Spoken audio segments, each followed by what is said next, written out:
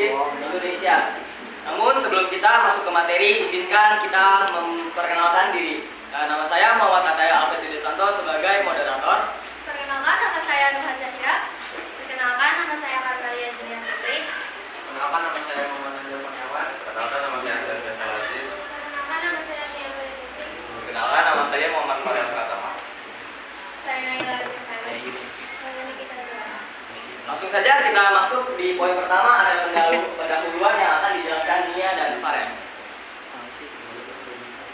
Apakah yang dimaksud dengan wilayah? Wilayah atau region merupakan suatu bagian yang ada di permukaan bumi dengan karakteristik atau ciri khas masing-masing. Karakteristik wilayah ini lebih merujuk pada sifat-sifat wilayah tersebut.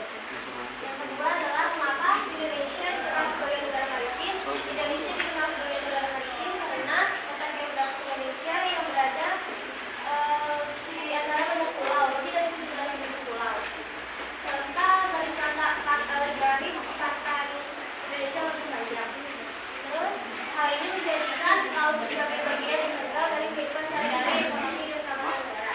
Selain itu, Indonesia juga menjadi negara kedua yang terluas setelah negara terluas kedua di Asia dan kelima di Asia Tenggara. Yang ketiga adalah batas umum. Negara berbatasan dengan Laut Andaman, Selat Malaka, Selat Singapura, Laut Cina Timur, Laut Cina Selatan, Malaysia Timur, Laut Sulawesi, Filipina. Dan yang terakhir, Samudra Pasifik. Barat berbatasan dengan Samudra Hindia. Dan selatan berbatasan dengan Arafura, benua Australia, Timur Leste, Timur, Laut Timur, dan Samudra Hindia. Yang terakhir adalah Timur berbatasan dengan Papua Nugini dan Samudra Pasifik. Selanjutnya ada batas laut. Nah, batas laut sendiri ini dibagi menjadi tiga. Pertama itu batas laut teritorial. Nah, batas laut teritorial ini adalah jalur perairan sebesar 12 mil yang ditarik dari garis pangkal kepulauan Indonesia. Yang kedua itu ada batas landas kontinen. Nah, batas landas kontinen ini ialah dasar laut dan tanah yang di bawahnya di area di bawah permukaan laut di luar teritorial laut Indonesia. Dan yang terakhir itu ada zona ekonomi eksklusif. Nah, zona ekonomi eksklusif ini sendiri zona yang sebesar 200 mil yang ditarik dari garis dasar pantai. Selanjutnya di sini ada penjelasan batas wilayah laut Indonesia.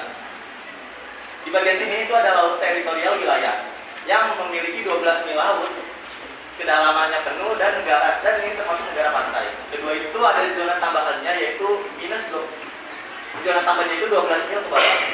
Setelah itu ada zona ekonomi eksklusif yaitu kedalamannya 200 mil dengan 350 dengan landasan benua, hak eksklusif ekonomi negara pantai dan tidak ada hak politis. Selanjutnya itu ada lautan lepas yaitu eksploitasi diatur oleh badan otoritas internasional. Dan di sini ada landasan kontinen. Dalam kata lain, batas wilayah laut Indonesia sesuai dengan UNCLOS 1982. Selanjutnya masuk ke dalam lagi ada lereng kontinen, dan turun lagi ke bawah ada tanjakan kontinen, dan turun lagi ke bawah lagi ada dasar laut samudra dalam.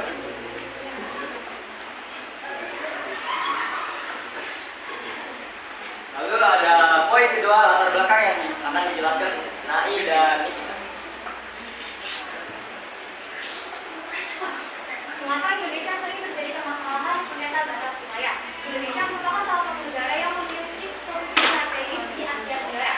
Hubungan baik yang antar beberapa pulau itu yang berdekatan tidak selalu berjalan mulus. Konflik antar negara itu dapat terjadi karena adanya masalah perbatasan, sumber daya, kerusakan lingkungan, perdagangan, ataupun lain sebagainya. Nah, apa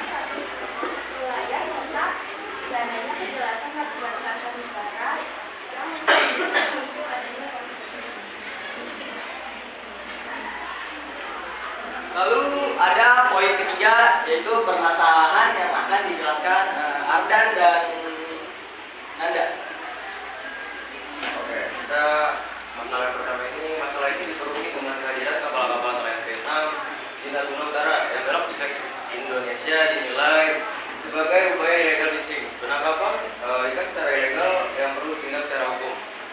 Sementara bagi Vietnam, kapal-kapal tersebut secara jelas mencari ikan di wilayah mereka sendiri, sehingga memperhatikan kapal-kapal pengawas dan penjaga pantai bertindak secara agresif. Salah satunya dengan menabrak lambung kapal TNI Angkatan Laut pada tanggal 29 April 2019 silam. Dalam catatan Kementerian Kelautan dan Perikanan, sepanjang periode Januari sampai Oktober 2021, sebanyak 25 kapal berbendera Vietnam telah ditangkap dalam kasus penangkapan ilegal di perairan Indonesia. Masalah sengketa perbatasan Indonesia dan Vietnam menjadi lebih rumit dengan temuan baru-baru ini yang menunjukkan bahwa Natuna Utara memiliki kekayaan sumber daya alam, memiliki sumber daya energi gas alam yang sangat besar. Pokoknya intensi kedua negara berpotensi menjadikan penyelesaian semakin rumit. Sedangkan di saat yang sama, gesekan antara aparat penegak hukum, penjaga keamanan dan nelayan antara kedua negara juga semakin kerap terjadi. Lalu ada di poin 4 penyelesaian yang akan dijelaskan oleh Nuha dan Carmelia. Oke, yang pertama yaitu Indonesia dan Vietnam itu adalah dua negara yang sama-sama memiliki hak untuk melaksanakan yurisdiksi eksklusif di atas wilayah perairannya. Nah, sesuai dengan pasal 74 UNCLOS itu memberikan dua alternatif penyelesaiannya yang diakui secara internasional. Penyelesaian yang pertama yaitu melalui kesepakatan antara dua negara dengan pembuatan perjanjian atau traktat untuk menyepakati garis batas zona ekonomi eksklusif. Nah, dari kesepakatan tersebut nantinya akan ada undang-undang sesuai dengan asas fakta sunt servanda, sekaligus nantinya akan menjadi pedoman kedua negara untuk melaksanakan hak dan juga kewajibannya di wilayah yang dipersengketakan. Kemudian langkah kedua, apabila kesepakatan tersebut tidak menghasilkan persetujuan, penyelesaian selanjutnya adalah dengan melakukan adanya pihak ketiga, di mana pihak ketiga itu diakui keberadaannya dan juga integritasnya oleh PBB. Nah, penyelesaian ini dilakukan di Mahkamah Internasional. Oke, Indonesia dan Vietnam itu seperti yang tadi saya bilang, mereka memiliki hak melaksanakan yurisdiksi eksklusif di wilayahnya. Perbatasan wilayahnya itu nggak cuma daratan, tetapi juga lautan yang biasanya seringkali terjadinya persengketaan. Nah, berdasarkan pasal 86 UNCLOS 1982 menjelaskan bahwa laut lepas itu mencakup semua bagian dari laut kecuali di dalam perairan kepulauan suatu negara. Nah, Indonesia itu telah meratifikasi UNCLOS 1982 sehingga memiliki hak untuk menarik garis zona ekonomi eksklusif hingga 200 mil, di mana itu termasuk Laut Natuna yang berbatasan dengan Vietnam dan juga Kamboja. Karena zona ekonomi eksklusif tersebut bukan merupakan laut lepas. Nah, melalui Statement of 12 November 1982 by the Government of the Socialist Republic Vietnam on the Territorial Sea Baseline of Vietnam. Nah, Vietnam ini menarik garis pangkal yang merupakan garis pangkal lurus. Kemudian garis pangkal lurus tersebut mereka depositkan kepada PBB. Tetapi sayangnya garis pangkal lurus yang ditarik oleh Vietnam itu tidak sesuai dengan prinsip pada pasal 7 UNCLOS 1982. Nah, kemudian pada tanggal 25 Maret di tahun 2009, Indonesia juga mendepositkan daftar titik koordinat geografis garis pangkal kepulauannya berdasarkan dengan peraturan pemerintahan nomor 37 tahun 2008 kepada Sekretaris Jenderal PBB. Nah, itu sudah sesuai dengan ketentuan dalam pasal 47 ayat 9 UNCLOS tahun 1982.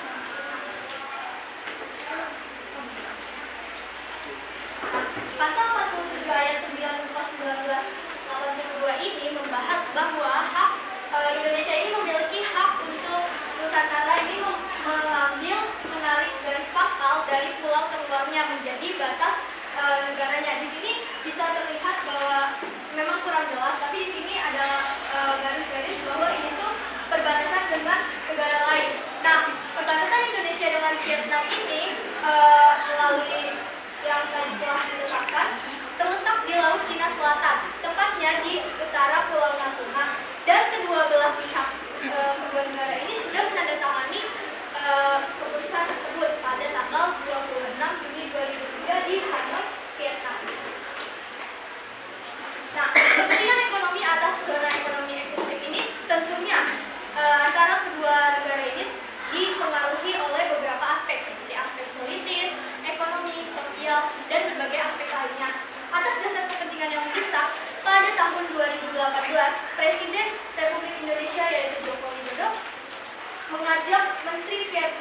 Nguyen Xuan Phuc untuk segera melakukan negosiasi batas maritim dan zona ekonomi eksklusif. Nah, hal yang sama juga dilakukan oleh Menteri Luar Negeri Indonesia, yaitu Retno Marsudi, yang mendesak Vietnam untuk mempercepat perundingan agar cepat selesai pada tahun 2021. Nah, setelah melalui 8 kali perundingan, yaitu antara 2010 sampai dengan 2016, masih belum ada kejelasan bahwa kasus ini sudah selesai. Nah, pada periode 2016 sampai dengan 2022 terdapat perundingan dilakukan oleh kedua negara, yaitu 4 kali, dan baru terjadinya adalah pada tahun 2019. Dengan total 12 kali perundingan ini masih zona ekonomi eksklusif ini masih ada bagian yang belum terselesaikan. Nah, pada tanggal 22 Desember 2022 kembali melakukan perundingan lagi antara Presiden dan juga Perdana Menteri Vietnam di Istana Bogor, Jawa Barat, Indonesia. Nah, setelah melakukan perundingan intensif selama 12 tahun, Indonesia dan Vietnam akhirnya dapat menyelesaikan perundingan mengenai batas zona ekonomi eksklusif. Kedua negara berdasarkan UNCLOS 1928 yang perkataan tersebut diutarakan dengan Presiden Indonesia Joko Widodo. Sesuai dengan Konvensi PBB tentang Hukum Laut 2 tahun 1982 sudah diratifikasi oleh Indonesia dengan hukum nasionalnya, yaitu Undang-Undang Nomor 17 di tahun 1985. Nah, diratifikasinya bukan hanya dengan Indonesia saja, tetapi ada 117 negara. Nah, bagi bangsa Indonesia, konvensi ini sangat penting karena secara yuridis Indonesia sudah diakui bahwasannya Indonesia adalah negara kepulauan di mana berhak untuk memiliki zona ekonomi eksklusif sejauh 200 mil dan 12 mil laut teritorial. Serta yang paling penting lagi, pulau ke pulau terluar di Indonesia itu bukan menjadi bagian laut lepas atau laut internasional. Nah, kesepakatan ini diharapkan dapat membawa dampak positif di situasi Laut Cina Selatan, dan Vietnam mendukung sikap ASEAN yang menjamin Laut Cina Selatan ini damai dan juga stabil, tidak terjadi perserikatan lagi. Nah, selain itu, dalam pertemuan tadi tanggal 22 Desember 2022, Presiden Indonesia dan juga Perdana Menteri Vietnam ini menetapkan beberapa 3 Memorandum of Understanding, yaitu terkait kerjasama energi dan juga sumber daya mineral, penanggulangan terorisme, pemberantasan perdagangan ilegal narkotika. Ini beberapa dokumentasi Presiden Jokowi dan juga Perdana Menteri Vietnam melakukan perundingan di Indonesia. Lalu ada sikap yang perlu diterapkan oleh bangsa Indonesia.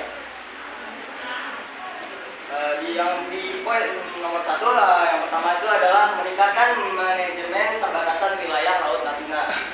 Lalu yang nomor 2, meningkatkan kegiatan ekonomi melalui eksplorasi minyak di wilayah Laut Natuna. Lalu yang terakhir, meningkatkan kapabilitas pertahanan di wilayah Laut Natuna.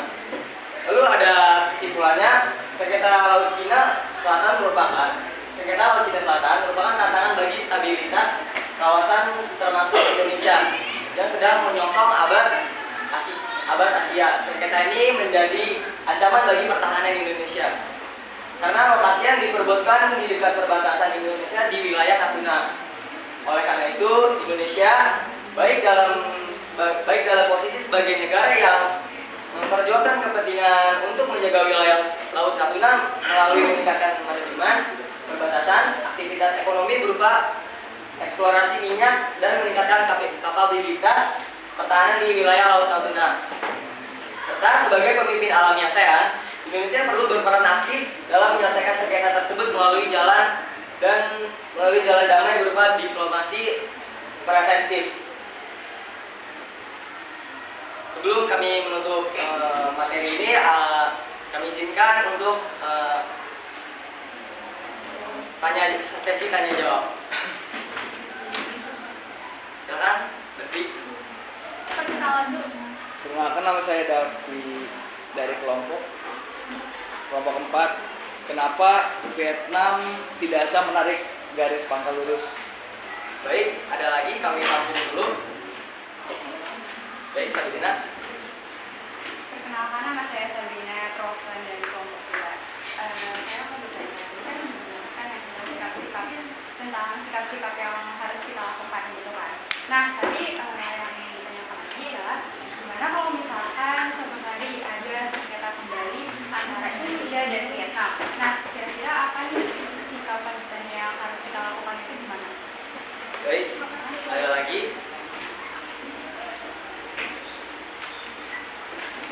Baik, Rafael boleh. Perkenalkan, nama saya Rafael Kristian Yusti dari kelompok 3. Saya mau nanya apa perbedaan laut teritorial, landas, kontinen, dan sea? Baik, apakah ada lagi? Saya rasa cukup 3 pertanyaan.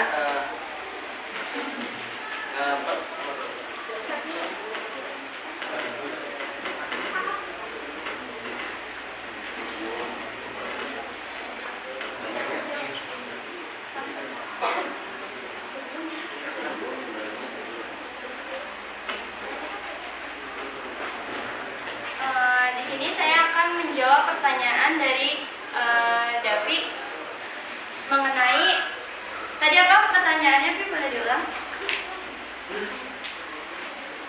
Sabar ya. Ini kemudian mengapa Vietnam tidak bisa menarik garis pangkal lurus? Berdasarkan materi yang sudah tadi kami jelaskan, mengapa Vietnam tidak sah dalam menarik garis pangkal lurus perbatasan. Nah, sesuai dengan prinsip dari pasal 7 UNCLOS 1982, di mana negara yang boleh menarik garis pangkal itu hanyalah negara yang memiliki wilayah kepulauan, sedangkan Vietnam itu bukan merupakan negara yang memiliki kepulauan seperti negara Indonesia, sehingga Vietnam dinyatakan tidak sah dalam penarikan garis pangkal tersebut. Itu cukup jelas? Ya, jelas.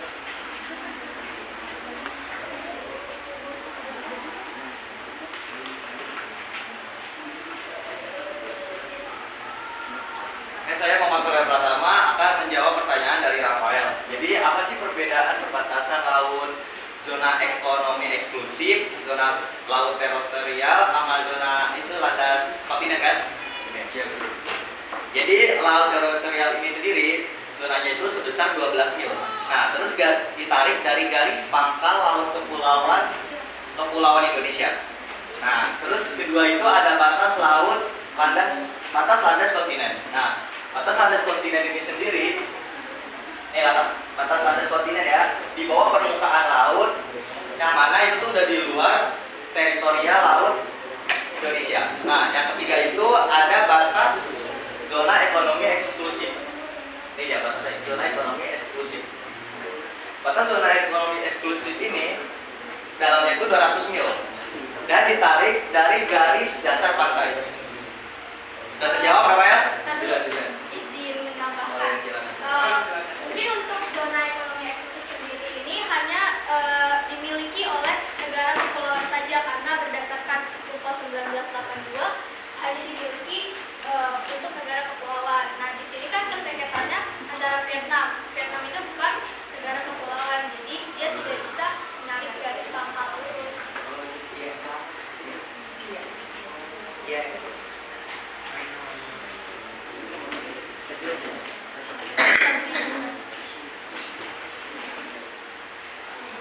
Tadi pertanyaan nomor 3 itu adalah bagaimana jika kembali sengketa antara Indonesia dan Vietnam, apa sikap yang perlu dilakukan oleh Indonesia? Seperti yang tadi sudah saya jelaskan di poin sikap. Yang pertama itu kita meningkatkan manajemen perbatasan wilayah Laut Natuna. Lalu yang kedua itu adalah peningkatan kegiatan ekonomi melalui eksplorasi minyak di wilayah Laut Natuna.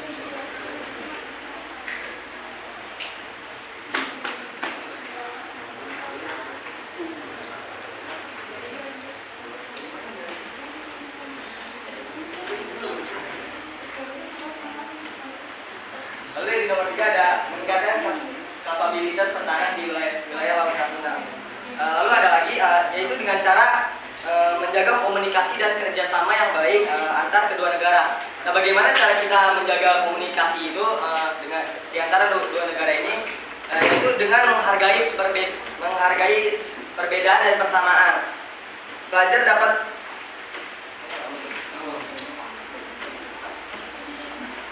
dapat menjalin hubungan yang harmonis dan saling menghormati antara kedua negara.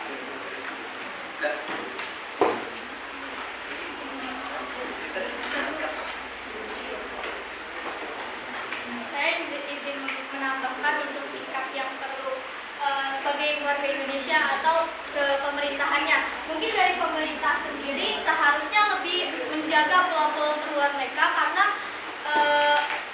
rawan banget untuk tersengketa wilayah, karena wilayah laut itu kan perbatasannya bukan ada pagar atau tembok, tetapi melainkan hanya lautan saja. Maka dari itu mungkin lebih pengawasan dari Indonesianya lebih diperhatikan untuk lautan terluar dari Indonesia sendiri. Sudah terjawab.